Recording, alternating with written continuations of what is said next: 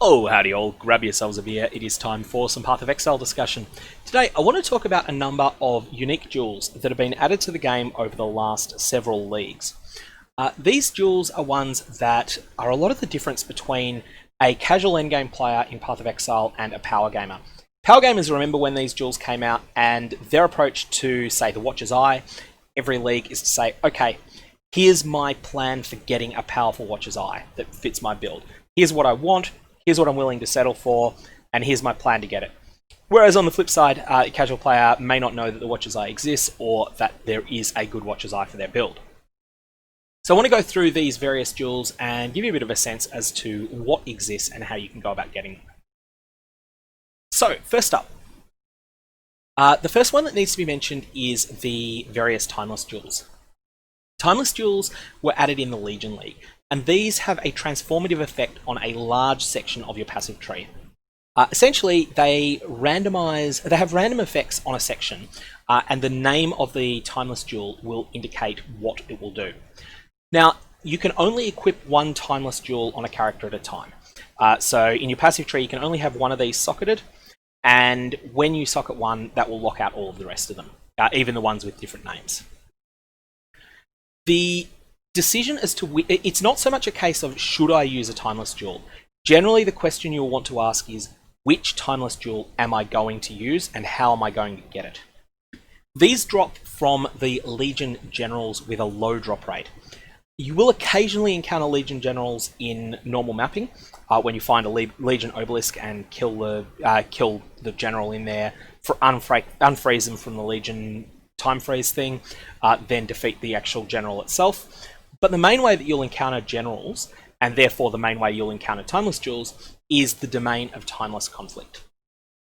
So, with the domain of Timeless Conflict, when you run it, you'll have a reasonably good chance of getting some Timeless jewels from doing so. You're not capped at one, you can get more than one from a single domain of Timeless Conflict. And so this ends up being one of the main reasons you will want to stockpile all of those Legion fragments and Legion emblems. Now, when you're running these, Timeless jewels alter all of the passive nodes on two different axes, I guess you could call it. When we have a look at one of these jewels, you'll see that it has this kind of convoluted text. Bathed in the blood of 1582, sacrificed in the name of Doriani. Then the next one. Bathed in the blood of 7,461, sacrificed in the name of Javaqua. Bathed in the blood of 2,290, sacrificed in the name of Javaqua. So, there's a whole lot of different jewels that exist here. The key to them is that the name that is on them determines what effect that they have on the large nodes in the range. So there's keystones, there's notables, and there's small nodes on your passive tree. Keystones are the big ones, the biggest ones, like the Mind Over Matter node. These generally have a build-defining effect with both a benefit and a drawback. Notables are the medium-sized nodes. These are the ones that tend to have high stats but don't do anything that transforms the way the game plays and don't generally have drawbacks. These are the ones you can anoint. And then you have the small nodes, which are the small nodes, things like plus 10 intelligence. Now, with the Timeless jewels, they transform each category of these in somewhat random ways.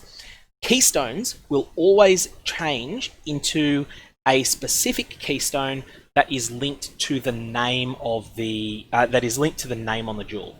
So this one will always transform to Doriani's personal keystone. That's the case, so that is not affected by where on the passive tree you place it. If you were to place this jewel close to Avatar of Fire on the passive tree and stick it there, and then Avatar of Fire would transform to be Doriani's own mod, which I think is Corrupted Soul from memory. If you were to put the Javaqua jewel in that place, it would change to Divine Flesh. But the same thing would happen if you were to put these over near Mind Over Matter.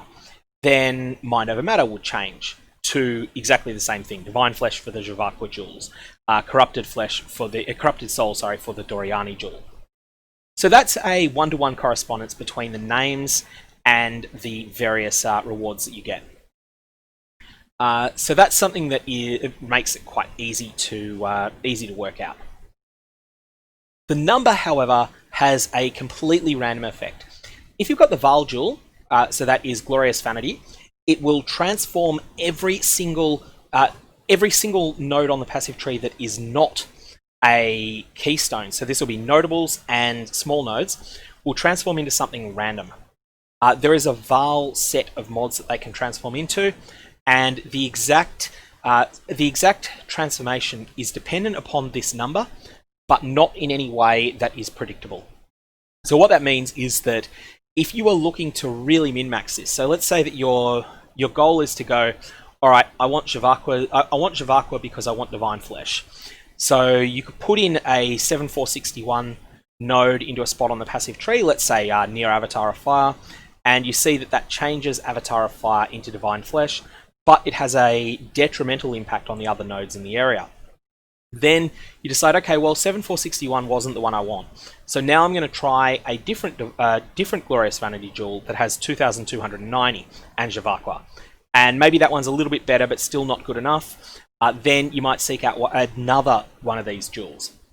They also become a way that you can sink an enormous amount of Divine Orbs into improving your character. These are basically a very, very, very complex system. What I would urge you to do is play around with them. So the Val jewel transforms every node in its area to give you a random different notable from a pretty small pool of Val nodes, and they're generally not all that good, but some of them are okay. Brutal Restraint is the Maraketh one. What this will do is add from memory, it adds a small buff to each node in the area, so they still have their original effect, but they also have some small additional effect.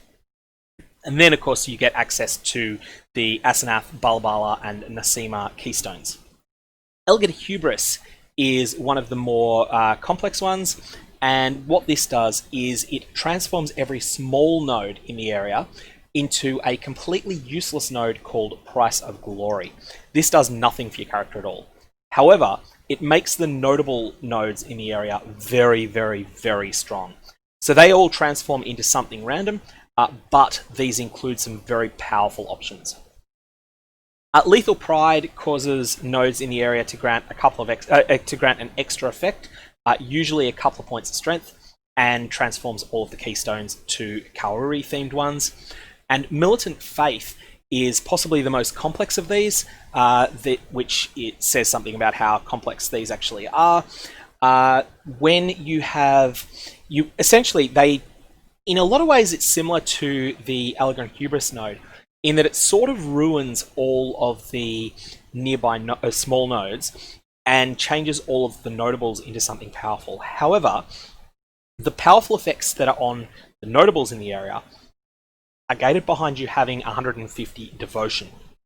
Devotion is something that you get by allocating those useless small nodes. So Militant Faith, I guess, is one that's it's messy. By all means, play around with it. But I think for most characters, the default is going to be to use Glorious Vanity, either a Doriani or a Jhavakwa Glorious Vanity, for one of the powerful defensive layers that their specific keystones grant you.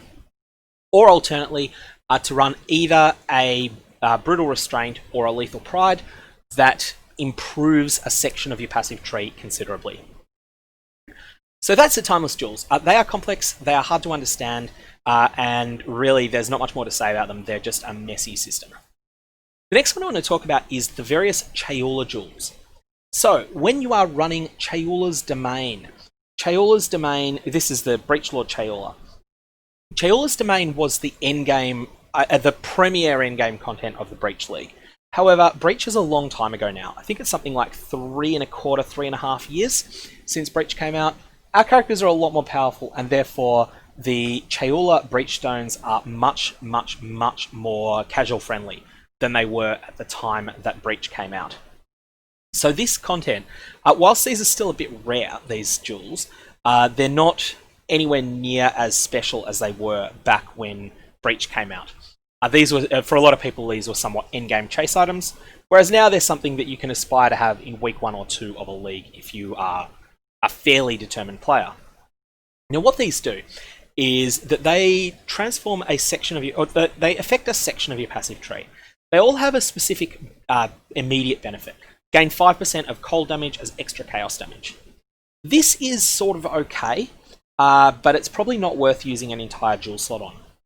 What makes them worth using is that they have one effect that grants a charge based upon the amount of resistances in that large area of your passive tree. Now, these vary, so there's a default version. So, for instance, the one that will actually drop, you won't get the Green Nightmare as a drop, you'll get the Green Dream. This will have, as I say, 5% of cold as extra chaos, passives at granting cold damage cold resist or all resist in radius, also grant an equal chance to gain a frenzy charge on kill. So there's a charge related mod. The Blue Dream is very similar, except that it is a power charge based on lightning resist, and the Red Dream is also the same, except that it is a endurance charge based upon fire resistance in the range. So all fun and games so far. But if you can source yourself a Blessing of Chayula, which has a 50% drop rate from Chayula Who Dreamt in the Breach Stones, and a 100% drop rate, I believe, in pure Breach Stones. So in other words, you can pretty easily get your hands on these. Then you can upgrade them and also add a defensive mod onto these jewels. And that's where they really shine. So the Green Nightmare does two things. It causes all cold resistance in its radius to grant you a chance to gain a frenzy charge when you kill an enemy, and also a bunch of attack dodge. The best spot for all of these jewels is near Faith and Steel in the Templar area. So there is a jewel slot near there. If you socket one of these jewels there, you're going to be swimming in charges, and you're also going to get a considerable defensive benefit. So for the Green Nightmare, to say, Faith and Steel will give you 44% chance to gain a frenzy charge when you kill an enemy, which is great, and 15% chance to dodge attack damage, which is great again. The Red Nightmare will grant you let's just have a look down here, 44% chance to gain an endurance charge on kill, and a 14% chance to block attack damage, which is nice. But perhaps one of the more interesting ones, spell block can be a bit harder to come by than attack block. And the Blue Nightmare, which gets actually 48% power charge on kill, will also grant you 14% chance to block spell damage if you put it near Faith and Steel in the Templar. Needless to say, this is a lot of spell block, especially if you're playing a build that is able to use the Glancing Blows keystone as well. Then suddenly you can look at a situation where you very easily can get yourself up to 75% chance to block, and then every time that an enemy hits you, you're taking half damage if you block, which you're going to do 75% of the time, and you're going to trigger all of your on-block defenses as well. So needless to say, that's a very powerful setup, and the various Chayula Nightmare jewels are something that I think a lot of people have forgotten exists. They shouldn't be forgotten, they're really good. And if you're going anywhere near Faith and Steel, you should definitely be using one of these. Next up, from the best jewel for people who path near the Templar to the best jewel for people who path near the Scion. Unnatural Instinct is one of the most expensive unique items that can drop anywhere in the game. In fact, it is the most expensive, I believe, of jewels that can just drop, or not just of jewels, but of uniques full stop that aren't linked to a specific drop location. And yeah, 10 exalts at the moment. It can sometimes get more than that. Sometimes it can get to be 20, 25 late in the league. This is a really expensive item. However, it is something that I think is possible to aspire to acquiring in a league. 10 exalts is a lot, but you can trade for it. You can trade for that if you're the sort of person that plays a few hundred maps over a league. What this does is essentially it lets you reroll Scion. So allocated small passives in the radius grant nothing, but the Unnatural Instinct jewel itself grants you the bonuses of all unallocated small passives in the radius. There are 3 nodes very close to the Scion start, 3 jewel slots very close to Scion start that are extremely powerful spots for Unnatural Instinct. They just give you so much. If you're playing a Scion, what you want to do is exit the Scion start area through the life regeneration nodes. Just take the first 2 of them and then go up to the jewel socket there and socket Unnatural Instinct there. You'll lose most of that life regeneration you allocated, but you'll get so much from this jewel that it will be one of the most powerful parts of your entire passive tree. You can also combine this for even more effect with Might of the Meek, which is this jewel, 50% increased effect of non-keystone passives in the radius. Notable passive skills in the region in the radius grant nothing. That can be used to amplify the various dual sockets. Sorry, not dual sockets. The various small passives that are affected by Unnatural Instinct, and so that can be incredibly powerful. But even on its own, Unnatural Instinct is really good. Now, if you're playing a Scion, you want to put it in that spot near the life regeneration nodes, right at the start. If you're not playing a Scion, but if your character paths from the Mind Over Matter area down to the Constitution wheel via the direct route past the Scion start, then at that point you can make exactly the same move. So you can path down there and then sort of jump in, take those same 2 life regeneration nodes and the dual socket, and socket Unnatural Instinct in there. That will make your character incredibly more powerful. So this one's a bit of an oddball in that it can drop anywhere. All the other jewels that I'm mentioning in this video can have, well, actually all but one have one set drop location, but it's definitely worth your while trying to source it if you can. Of course, there's absolutely nothing wrong with going without this until, having this maybe as a goal you might aspire towards acquiring when you're level 95 or so, and then at that point trading for it, because it is expensive. Next up is Inspired Learning. This is another can drop anywhere, but it also has a divination card, and that divination card drops from Drox the Warlord. So chances are you're going to be fighting Drox a fair bit, and lots of people in a trade league fight Drox as well, and that means that there's quite a lot of the divination card, the strategist, that are doing the rounds in a trade league. It's very reasonable to acquire a set of the jewel for this, a set of the strategist divination card for this jewel, and turn it in. This has one of the effects of Headhunter. It is nowhere near as powerful as Headhunter, and it has a considerable opportunity cost. You need to allocate 4 notables in the radius. If you don't do that, the jewel does absolutely nothing, except for any corruption implicits that it has on it. But when you kill a rare monster, you gain 1 of its mods for 20 seconds. Headhunter would have granted you all of them, but even just getting 1 is meaningful. Sometimes you'll get an incredible haste aura from a monster. This is Val haste, but like you wouldn't, amped up like you wouldn't believe. I think it's something like what Val haste is like if you've got 400% increased aura effect. It is just unbelievable. You can also get Soul Eater, which is ridiculous when you get it, and you can get critical strike modifiers, all sorts of things that will just turbocharge your character up to ridiculous levels. Inspired Learning is a really powerful item, and unlike a few of the other options here, it's quite affordable, like 70 chaos at the moment, or you could get the divination card, which is currently, if I can actually type correctly, they're saying 10 chaos. I think it's probably actually a little bit more than that, probably more like 12 or 13. But that will give you a corrupted Inspired Learning with a Val implicit on it. If you hit -1% mana reserved, if you hit, or one of the other really powerful corruption implicits, then you're going to make bank on turning these in. On the flip side, if you hit something minor like damage penetrates 1% fire resistance, you've still got an Inspired Learning you can use. Next, and certainly not least, we have the most powerful of them all, the Watcher's Eye. This is a jewel that can drop only from the Elder. It can drop in 2 different versions. There's an item level 85 version that drops when you kill the Elder by himself. So you go into the absence of value and meaning, and you fight just the Elder, and then the Shaper's not involved in the fight.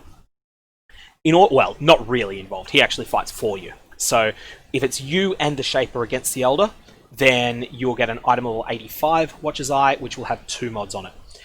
We'll get to the mods in a second.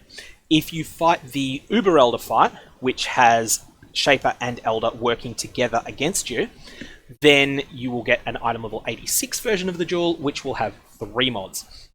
There's also a divination card, the Samurai's Eye, I think it's called, that very rarely drops from Abyssal Liches, and it can give you the level 85 version with the 2 mods. So, the Watcher's Eye has 3 mods on it, 4 to 6% maximum energy shield, life, and mana. These are independently rolled, so you have a 1 in 3 chance of getting 6 for any of them. But these aren't the reason you use this jewel. What they do succeed in, though, is that they make the fail case of a Watcher's Eye not too bad. A jewel with 6% increased energy shield, 5% life, and 6% mana is nothing really to be sneezed at. It's not good enough for endgame players to use it, but it's certainly good enough for people to use it while they're leveling up. Not that, of course, you'll have a Watcher's Eye when you're leveling up, unless it's a second character. But then you have this line, 2 or 3 random aura modifiers. So, every aura in the game has some sort of mods that are attached to it. And some of these are incredibly powerful. So to give a couple of examples, damage penetrates 10 to 15% fire resistance whilst you are affected by anger. So this does nothing unless your character is currently receiving the benefit of anger. That can be from your own anger, or it can be from an aura bot, or just another player that you grouped with. Doesn't matter who's providing you the anger, doesn't matter the level of the anger, just that you've got anger, and then you will get this, all your damage penetrates 10 to 15% fire resistance. But the ones that are really powerful, critical strike multiplier while affected by anger, and there's similar ones I think for hatred and for wrath, and there's a number of defensive ones as well. 6 to 10% of damage taken from mana before life while affected by clarity. Then there's the other ones in clarity. There's gain percentage of maximum mana as extra maximum energy shield while affected by clarity. That one is incredibly powerful. Then there's a whole bunch of other things as well. Like there's essentially about 1 in 8 or 1 in 10 of the mods that exist in this pool of Watcher's Eye mods is incredibly good. In terms of pricing on these things, Watcher's Eyes are tricky. Because there's so much variance, bad ones are basically worth nothing. A bad one is just 6% max energy shield, life, and mana, and then 2 things that no one really cares about that don't synergize with each other. So if we were to say, for instance, a Watcher's Eye that had 700 to armor while affected by determination, and also had 30 to 40%, no, not faster energy shield recharge, that's okay on its own, and also had 5% chance to block spell damage while affected by discipline. There's just not that much synergy between those. People aren't likely to use both determination and discipline on the same character. Usually there's often ways that you can find some benefit to doing so. And so in that case, the jewel is not going to have much value. But if you get even one of the top tier mods, things like critical strike multiplier while affected by anger, often these jewels can be in the 20 exalt range. If you get 2 top end mods that synergize with each other, and let's go down to hatred to get an example of that. Plus 1.8% chance to critical strike, plus 1.8% to critical strike chance while affected by hatred, and also at the same time, 36% of physical damage converted to cold while affected by hatred. Combinations that have 2 powerful and synergistic mods together can go for anywhere from 50 exalts to 500 exalts.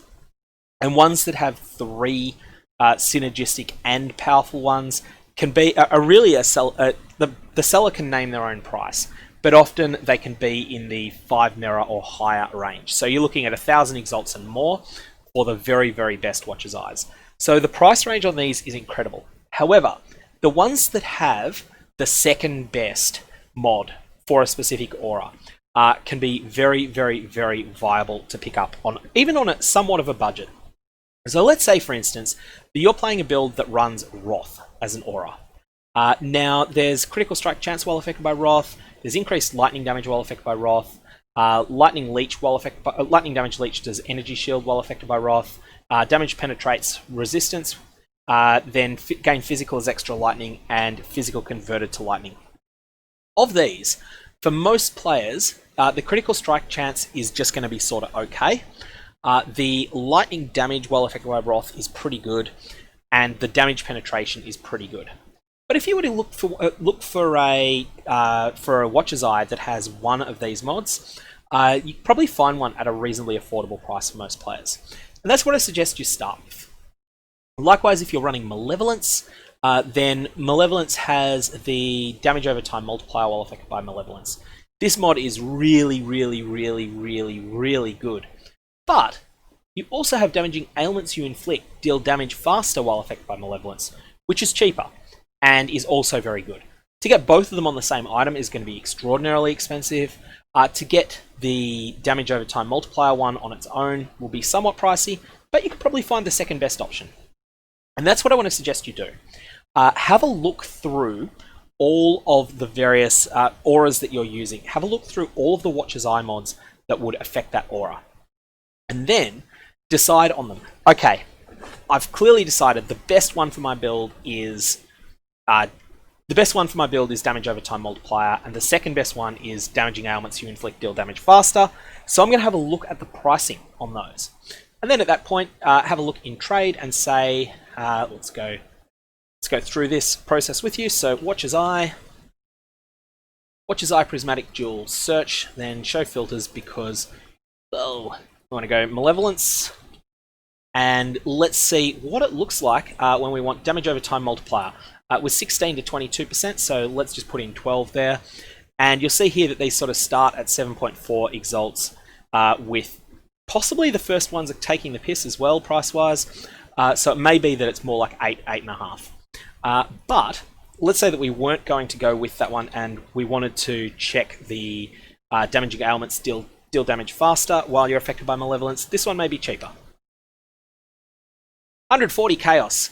Like, seriously, can you do better on a Fireball build? Can you do better than 6% mana, 5% life, 5% energy shield, and 11% faster damage over time while affected by Malevolence? Because you're always going to be using Malevolence. This is why you want to look at the second best mod as well as the best mod for your build. And then, of course, you have an incredible upgrade path as well. So your next upgrade path after you've gone through both of these might well be to say, okay, how much is it going to cost me to get both of them on the same jewel? And just have a look. Oh, no results found. Wow. Have I done that right? Okay. I did not think that there would be none. Let's include offline results and see if there's any available for sale there. And here we go. Now you can see how, if you have the budget, there are some genuinely incredible upgrades that are available as long-term stretch goals as well. And you can really decide how far you want to take your Watcher's Eye yourself. So anyway, those were the jewels that I thought were worth pointing out. Special mention goes to the Delirium unique jewels, which I didn't cover in this because they're quite new. And so that's things like Calamitous Visions, which adds Lone Messenger, Voices, which can be used to add, if your build needs a lot of medium cluster jewels, Megalomaniac, which I did a video on last league. It's a little bit less available in this league than it was last time, but it's still pretty good. And the other one that I considered mentioning and sort of didn't get around to was the Thread of Hope, which drops from Cirrus. This is worth looking into as well. But it needs its own video. It's just that complicated. Anyways, gonna leave it there. If you've got any comments or questions, fire away below. Otherwise, I hope you have a good one.